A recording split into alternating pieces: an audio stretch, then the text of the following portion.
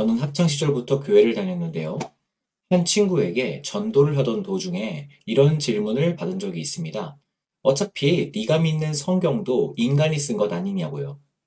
어린 시절에 저는 당연히 교회 학교에서 배운 대로 사람이 썼지만 성령의 영감으로 썼다고 답했습니다.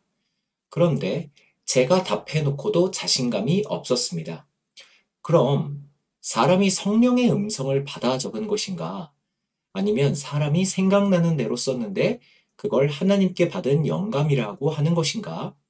아무튼 그 친구는 어차피 사람이 쓴 거잖아 하고 더 이상 질문하지 않더군요. 친구 말은 이거였습니다. 네가 믿는 기독교도 결국 사람이 만들어낸 종교라는 거죠. 여러분들은 저 상황에서 어떻게 답변하셨겠습니까? 오늘은 이참에 기록된 특별 계시, 성경에 관하여 공부해 보겠습니다.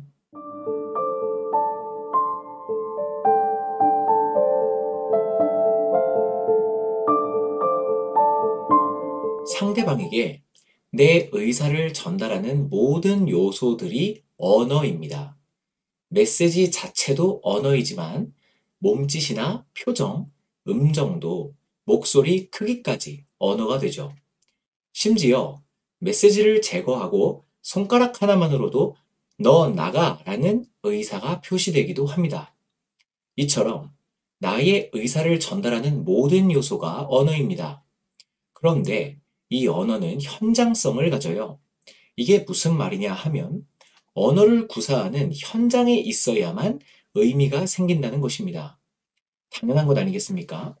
제가 누군가를 생각하며 욕을 해도 그 순간 듣는 사람이 아무도 없다면 제가 내뱉은 욕이 무슨 의미가 있겠습니까?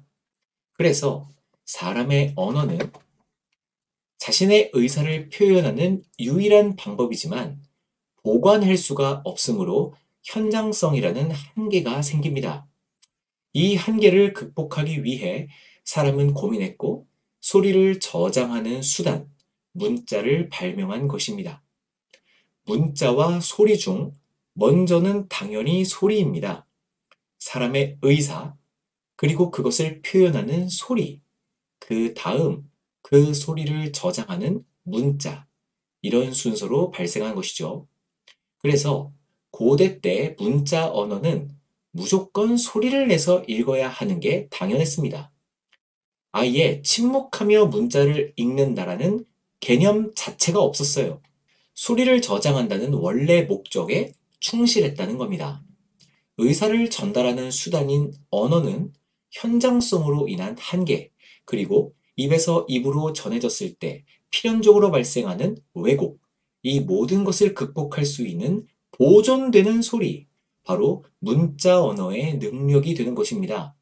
문자 언어는 한계를 극복한 언어예요. 의미적으로는 변조, 왜곡, 파괴를 완벽히 막을 수 있습니다.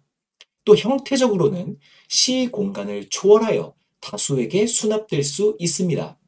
이 소리의 완벽한 보존 기술은 하나님께서 준비하신 일반 은혜의 결과라고 여겨야 합니다. 이게 무슨 말이냐 하면 하나님께서 하나님이 원하시는 때에 하나님의 특별 계시를 다수에게 공유하게 하실 목적을 위해서 계시를 왜곡 없이 보존하여 다수가 공유하도록 하기 위해서요. 사람에게 2800년 동안 문자를 개발하도록 허락하신 것이지요.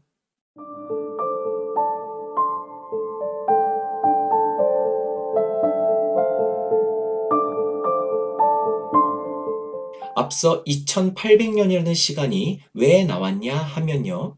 아담 때부터 모세 때에 이르기까지가 약 2800년이기 때문입니다. 2800년 동안 하나님께서는 개개인들에게 소리나 사건들로 하나님의 의사를 계시하셨습니다. 창조 계시, 아담과 하와, 가인과 아벨 에피소드, 노아와 홍수, 방주 에피소드, 그 이후 바벨탑 이야기라든지 아브라함, 이삭, 야곱 등에게 나타나시거나 말씀하신 하나님의 계시들, 2800년이란 시간 동안 하나님의 특별 계시는 계획적이고 점진적으로 누군가에게는 나타나고 있었다는 거죠. 당시에 계시하신 것들은 애초에 다수를 상대하려는 목적이 아니었습니다. 하나님은 그 당사자에게만 계시하시길 원하셨어요. 전지하시고 지혜로우신 하나님은 목적 없이 자신의 권능을 낭비하지 않으셨습니다. 애초에 계시가 그때는 다수를 상대할 목적이 없었던 시기였던 거죠. 하나님의 계시가 보존될 이유 자체가 없던 시기죠.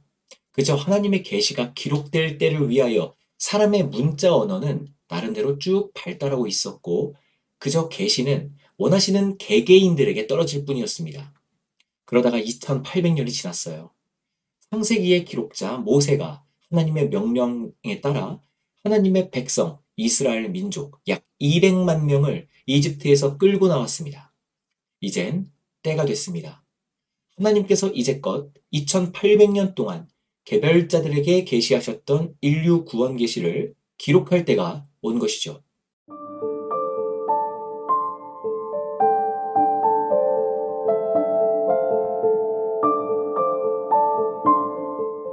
출애굽한 200만 명에게 어떻게 하나님의 의사가 표현될 수 있을까요? 어떻게 해야 그 하나님의 백성들에게 왜곡 없이 또 추가나 삭제 없이 하나님의 계시가 떨어질 수 있겠냐 말입니다. 하나님의 의도가 아무리 순전하였어도 받아들이는 사람의 상태가 썩어버렸으니 왜곡되는 건 불보듯 뻔합니다. 그래서 이제 하나님께서는 지도자 모세에게 지금껏 하나님께서 드러내신 계시들을 기록하라 하십니다. 하나님의 백성들로 예표된 이스라엘 민족에게 2800년 동안 이제껏 하셨던 계시들을 종합해서 문자로 전달하라 명하신 것이죠. 이제 이 계시는 한 세대에만 국한하지 않고 모든 세대에 걸쳐 전달되게 되었습니다. 이 기록된 계시가 지금의 우리 앞까지 당도했으니까요. 하나님은 모세와 그 이후 선지자들 그리고 사도들에게 영감을 주셔서 성경의 기록자들로 사용하셨습니다. 이 영감을 주셔서 기록했다는 지점도 한번 공부해 볼까요?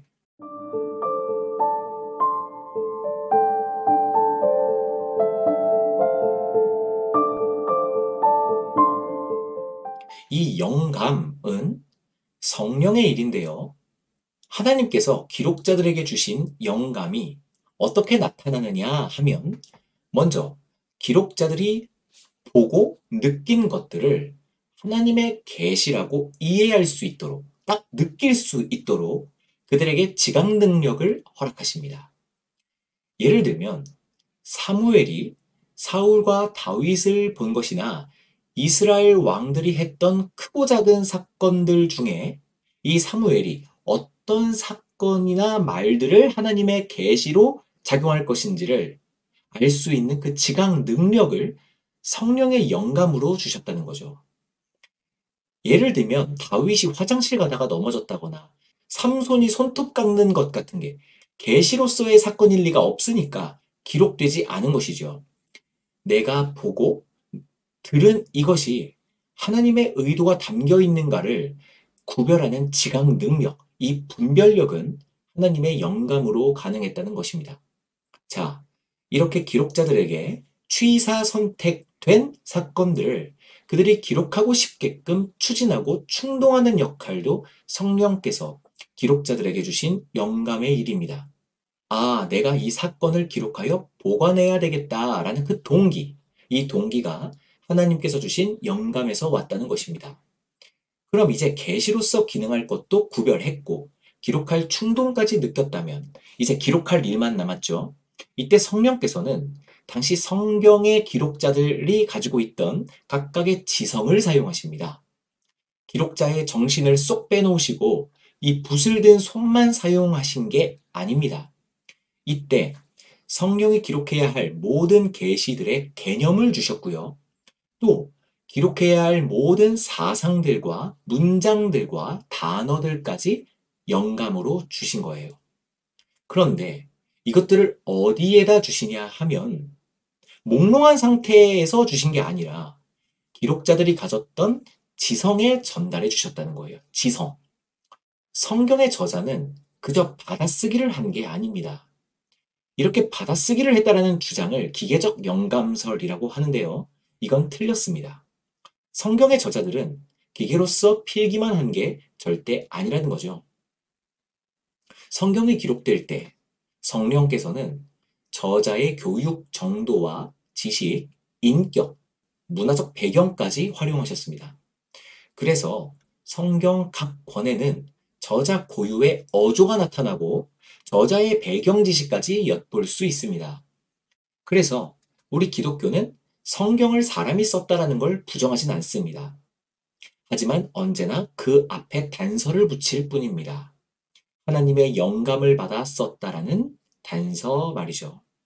이 하나님께서 주신 영감이란 단서를 가벼이 여기는 사람이 있다면 그냥 내버려 두십시오. 하나님이 사람의 의지와 동기의 주관자임을 진정으로 인정하는 사람이라면 하나님께서 성경 기록자들에게 영감을 주셔서 그들로 기록하게 하셨다라는 점에 토를 달거나 의심이 생길 리가 없습니다. 성경의 무호성과 권위는 성경 스스로가 입증하는 것이지 사람에게 받는 인정으로부터가 아니니까요. 그들을 설득하려 하지 마시라는 거예요.